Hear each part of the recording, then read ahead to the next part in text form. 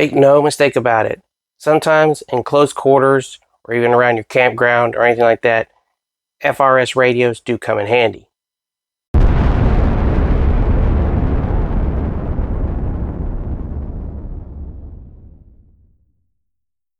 Hey there, and welcome to Nuka Vault Readiness, the channel helping you better prepare for an eventual grid down collapse, or even worse, the grid down apocalypse.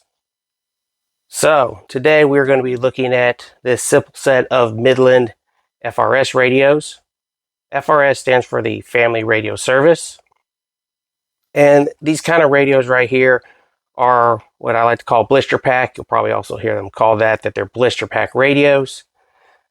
Pretty much because you can get these almost at every outlet, sportsman's store. You can even find them at your local Walmart. Target may have them, the likes. You can find them in bigger box stores. So usually come in pairs. These right here are the Midlands. I believe they're called the XL or the XR Explorers. They make different models of these. I've had these for several years. These are what went with the family and I for camping trips. Sometimes on road trips if we end up going walk around things, say Renaissance Festival, larger museums, such like that. And they're very simple to use. These are more like kid-friendly radios, but again, radio is a radio. It's made for anybody, and having any radio is better than no radio. So, they're called the X-Talkers, but I believe there's a different sub-model for the different ones out there. Midland's been around for quite a while. They got into, I believe it was first they were on CBs, mostly it was CB radios back in the day. Then they went to FRS family radios, and they also have GMRS, the General Mobile Radio Service radios as well.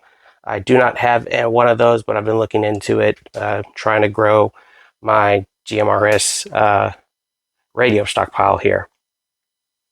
So a couple things about FRS. The first one is they're usually relatively small. They are comparable to, we'll pull up this amateur radio's Baofeng UV5R. As you see, comparable in size, both thickness, height, length, whatever you want to call it. Secondly, the antenna is fixed. All FRS radios must have fixed antennas according to the specs from the manufacturer and according also to the FCC. That's then what passes down how they must be manufactured. So you cannot switch out antennas for a better antenna. That's unfortunate, but that is what it is. It comes with or on it rather, for features, you have just the PTT. This particular model you can charge independent of its charging cradle. I will tell you though, that this is not USB-C, unfortunately. It's still let's see if I can get a shot there. It's still a micro USB, which you can find those. You can still find extensions for those, places like Best Buy, Amazon, all that.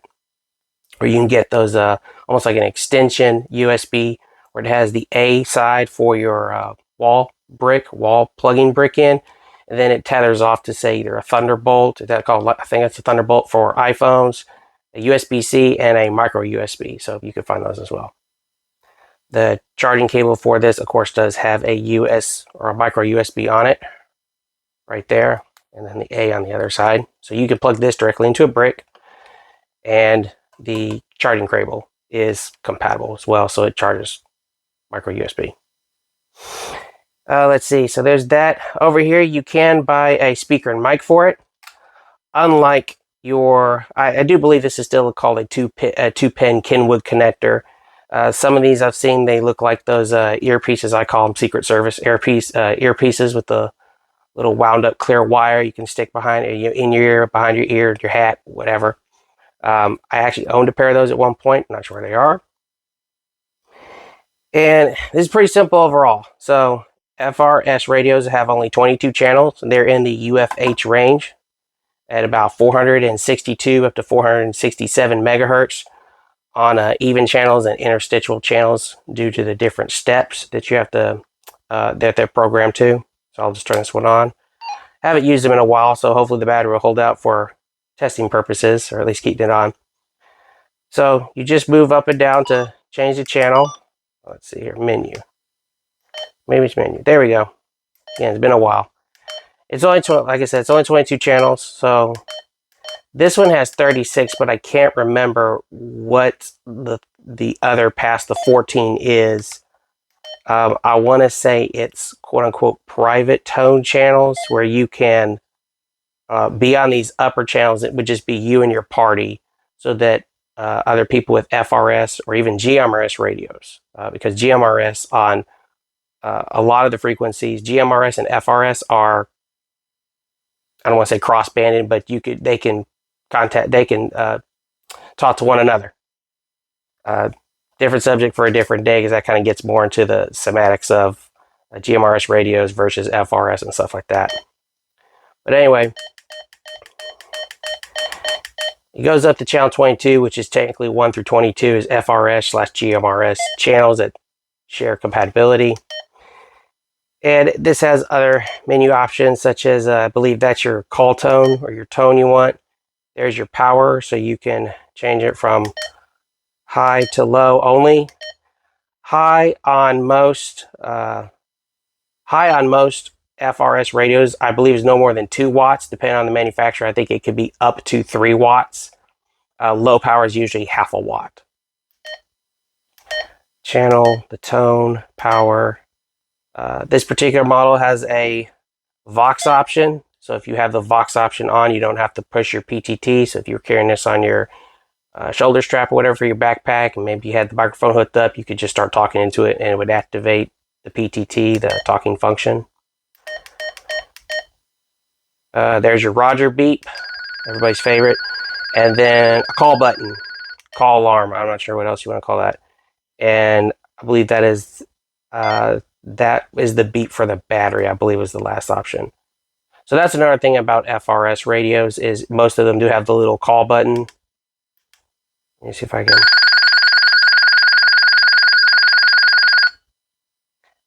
Now, of course, you're hearing it through this particular unit right here, but if that one was on to, say, channel 22 and they were half a mile away, you should be hearing that bell on the other side.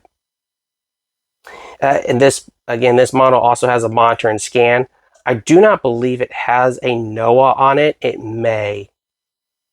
Again, I can't quite remember with this one. It's been a while. Since having other radios such as GMRS and amateur radios, I usually take one of those out for hiking, and I haven't used these in a while. So, but most distance you're looking at for an FRS, especially if it's in a very,